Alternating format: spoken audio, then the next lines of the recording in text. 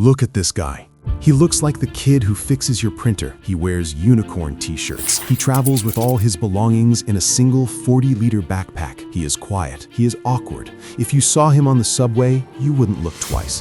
When he was asked by an interviewer, "What's your favorite pickup line?" See what he replied? What's your favorite pickup line? What? Yeah, he isn't exactly the Wolf of Wall Street, but this awkward kid is the architect of a $500 billion ecosystem. He is the reason NFTs, DeFi, or decentralized finance, and the modern crypto world exist. He didn't just write code, he wrote a new constitution for the internet. But here's the puzzle. In a world of loud tech bros, screaming CEOs, and flashy marketing, how did the quietest, simplest person in the room win? Vitalik Buterin didn't win because he was a shark. He won because he was an alien. And to understand his brilliance, we have to go back to the moment a video game company broke his heart. We often think genius looks like Iron Man, flashy suits, and ego. But Vitalik proves that true brilliance is often boring. It's simple. While everyone else was trying to get rich, Vitalik was trying to solve a math problem. But his journey wasn't a straight line. It was a war against established systems, against doubters, and against the biggest crisis in crypto history. He faced isolation, mockery, and a moment where his entire creation almost collapsed overnight. So how did he turn the odds in his favor? It starts with a spell in World of Warcraft. Most people think Ethereum started with Bitcoin. It didn't. It started with a warlock. In Warcraft, a warlock is a powerful spellcaster who wields forbidden demonic and shadow magic, summoning demons as pets to fight alongside them.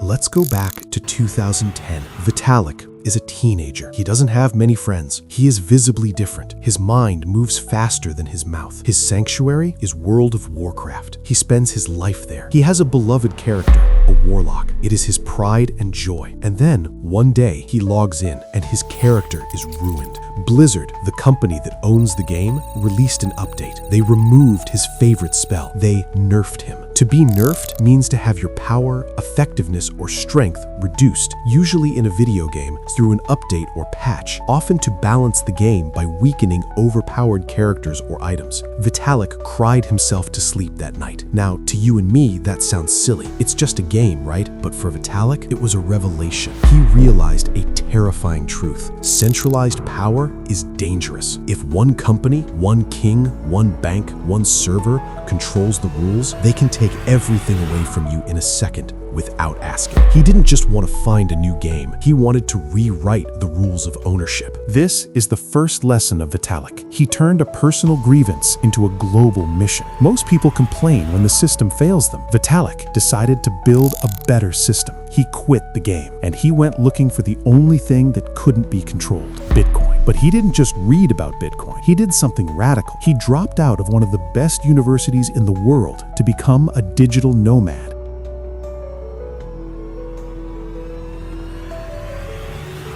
At 19, Vitalik was writing articles for Bitcoin magazine for $5 a post. He was traveling the world, sleeping on couches, living out of a backpack. He had no home. He had no money. And this is where his boring nature became his weapon. He didn't care about food. He didn't care about clothes. He famously drank green tea mixed with red wine because he didn't care about taste. He just wanted the caffeine and the antioxidants. This is the superpower of simplicity. Because he had zero desire for luxury, he couldn't be bought. While other developers were trying to build apps to make a quick buck, Vitalik was obsessed with the pure architecture of the blockchain. He saw something everyone else missed. Bitcoin was like a pocket calculator, great for one thing: money. Vitalik wanted to build a smartphone. He pitched his idea to the gods of Bitcoin. He said, "Let's make Bitcoin programmable." They laughed at him. They said it was too complicated. They said he was just a kid. So he did the most Vitalik thing possible. He didn't argue, he didn't fight, he just walked away and wrote the Ethereum white paper. He launched Ethereum. It was a massive success. The kid had won, or so he thought,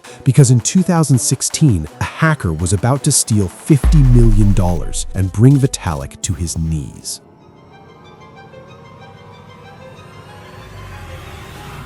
It was called the DAO. It was supposed to be a revolutionary organization, but a hacker found a loophole in the code. In slow motion, everyone watched as the hacker drained $50 million worth of Ethereum. The price crashed. The community panicked. People were calling Vitalik, screaming. He was 22 years old. The entire world was watching him. This was the ultimate adversity. If he did nothing, the hacker kept the money and Ethereum died. If he intervened and reversed the hack, he broke the one rule of crypto: code is law. He was trapped. He didn't sleep. He faced attacks from his own friends. Vitalik's choice was like a bank manager seeing a robbery happen. The rulebook says once money leaves, it's gone. But Vitalik decided to burn the rulebook. He forced a system reset to give the money back to the victims. He took massive heat for interfering, but he realized a perfect system is useless if everyone in it is broke. He chose his community over his code.